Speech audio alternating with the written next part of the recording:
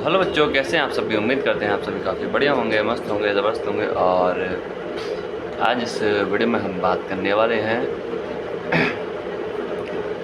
थानेश्वर का वर्धन राजवंश के बारे में। ठीक है, तो और इसके अंदर हम बात करने वाले हैं बाणभट्ट का हर्षचरित्र के बारे में, यानी कि उसकी बायोग्राफी के बारे में। ठीक है, तो बिना वक्त ज़ाहिर किए चलिए बच्चों शुरू करते हैं। तो इस ग्रंथ में हर्षवर्धन के शासनकाल की सबसे अच्छी जानकारी है, यानी कि ये जो ग्रंथ है इसके अंदर जो हर्षवर्धन का पीक पॉइंट है, पीक टाइम है, गोल्डन पीरियड है, उसकी काफ़ी अच्छी मतलब की जानकारी दी गई है। ठीक है, इस ग्रंथ में, इसमें बाणभट्ट में, सॉरी एक सेकंड रुकिएगा, किसमें कदर अभी आगे पता चलेगा।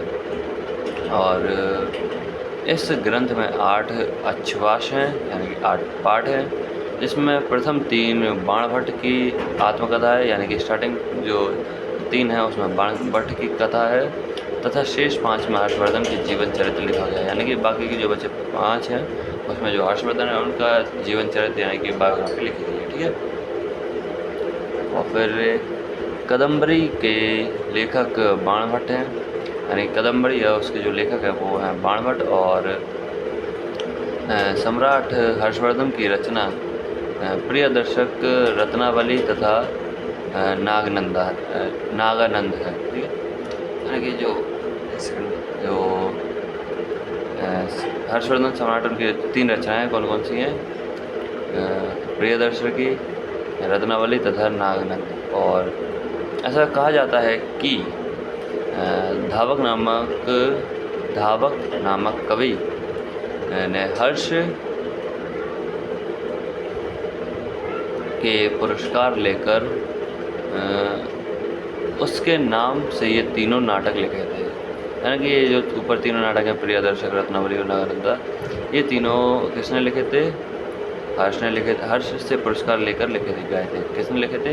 बाणभट्ट ने। ठीक है बच्चों, सॉरी ये लिखे थे आपके हर्षवर्धन ने।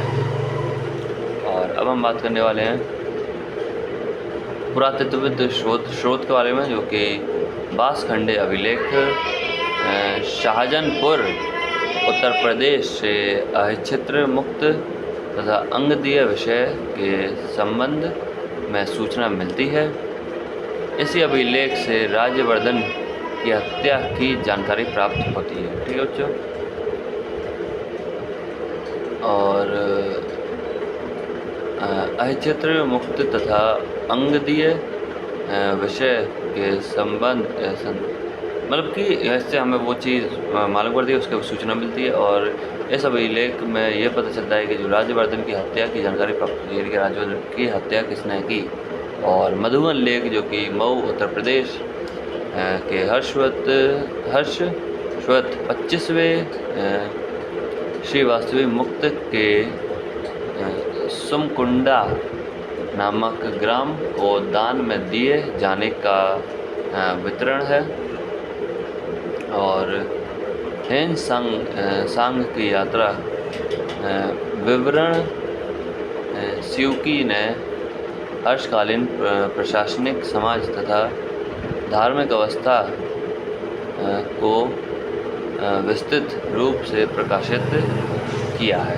ठीक है बच्चों, तो आज के लिए बस नहीं रखते हैं। और अगर आपको कोई डाउट हो, कोई क्वेरी हो तो प्लीज़ आप उससे बेधड़क पूछ सकते हैं कमेंट बॉक्स में। और हमारे चैनल को लाइक, शेयर, सब्सक्राइब जरूर करें, बेल आइकन को दबाएं। उससे ये होगा कि हमारी जो वीडियो है आप तक सबसे पहले पहुंच जाएगी। तो चलिए बच्चों, फिर मिलते हैं आपसे एक अगली वीडियो में अच्छी नॉलेज के साथ। Thank you.